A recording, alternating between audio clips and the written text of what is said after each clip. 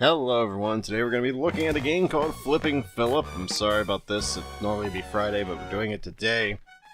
This is a point-and-click adventure game that is rather, well, I don't want to say it's difficult until the final puzzle. That's kind of out there, but I'll show you how to get that as well. But there's a big cutscene coming up, so let's just enjoy that to our heart's content. It's actually pretty cool. This is Filip. He turned 40 only a week ago. He works at a big insurance company in the archives department. It's a dull, routine job, but Filip is happy with it because he's always obsessing over the order of things, and the act of archiving pleases him. On the contrary, anything that moves disrupts his peace. Filip is a type of character that prefers not to be seen by anyone, so that his orderly lifestyle remains untouched. He spares no effort to stay away from danger. However, to him many things are deemed as dangerous.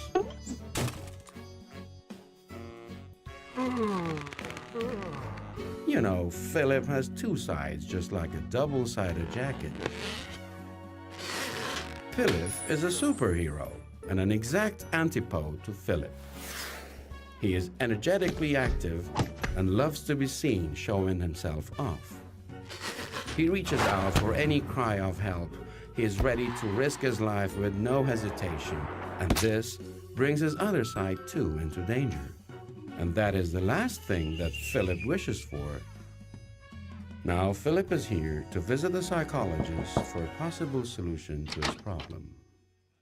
And that brings us to where we are. Chapter 6, they went with the George Lucas way of writing, except I think they took it even more extreme. Personally, I wouldn't start Chapter 6 as a storyteller, but hey, it works here because what they said, it actually really works. So, for the controls, it's really very easy. Just remember Z, X, and move.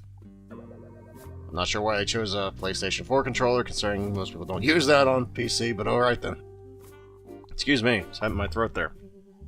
So this is mainly, I've never been to a counselor, so I don't know if this is true or not. This is in all the tropes though, so this makes sense. So essentially what this game boils down to is we need to make sure that the psychiatrist can see that he's not lying. So the only way to do that is to force the transformation, which is essentially making him sneeze. That's the whole point of it. Seriously, it's pretty hard to do at first as well. So you can see they give you multiple hints. Flowers do it. And obviously the flowers and the fan right there play a key role in this. Just not in the way you'd imagine. At least not the way I imagine. Need to see them. Don't know if that's in the psychiatric handbook of playing around with the... and just kind of playing into the fantasies, but alright then. So this is the first mechanic. If you just turn that on, he don't like it, so he turns it off. So you have to find a way so you can keep that on so you can get in front of it. Now I know the way. Of course at the time I didn't, so we'll be putzing along this, but it's probably pretty obvious now, looking at all these. You're probably going, oh, I got it. I was a little slower. Be fair, if I had a parrot that could do that, that'd be so awesome. But I don't think... That's pretty obvious right there, isn't it? Yep. You just, by the way, there's a little bit of glitch here. If I paused, I was still in the menu. So, there's a little bit of a glitch there, but alright. So the way you're supposed to do this is pretty obvious. You're supposed to go to the telephone. And then you do the telephone again. And do the telephone once more. And now we can finally go turn that on without him turning it off like a dick. There we go. Now just stand in front of it and we're cool. Right? I mean, that's the way it works. Everybody always sneezes.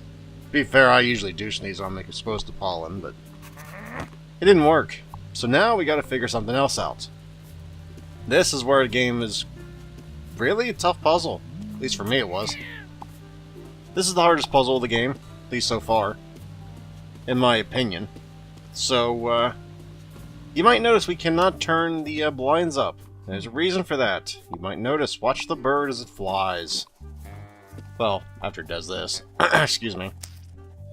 Knock that a little further down. If you notice that little That little cord, he knocked it a little further down. There was about 6 minutes of me wandering my butt back and forth here. Now, that exposes another mechanic. I was just mad at that guy. If you take that up... Yeah, if that's down, he doesn't want the fan on. If it's up, he wants the fan on. So you gotta take advantage of that, and I finally worked it out. This is one of the hardest puzzles I think I've had in a point-and-click adventure game to this point, ever. And I just kind of stumbled across it. This was not intentional whatsoever. You might think, oh, you knew what you were doing. No. I just winged it, son. That's probably not the way most people do this. But I did it. I don't remember how I did it. I just know I accidentally did it. So at this point, I think you have to go over here, scare this thing away. There it is. To be fair, that thing had never landed on that before, so I mean... Yep. It's pretty funny. Something out of a cartoon right there. At least I think it's funny. Then again, I don't have much respect for animal life. So, there it is. It's just a bird. And all of a sudden this. I bet those first 5 chapters would explain this pretty well.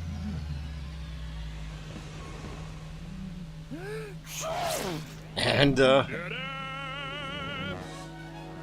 that's about it, everybody. So thank you for enjoying this short little experience with me. I hope you have a nice day today at work, or what have you, school. And hopefully, you'll have a nice weekend along with me. So, thank you for watching, and hopefully, I'll see you next time, folks. Until then.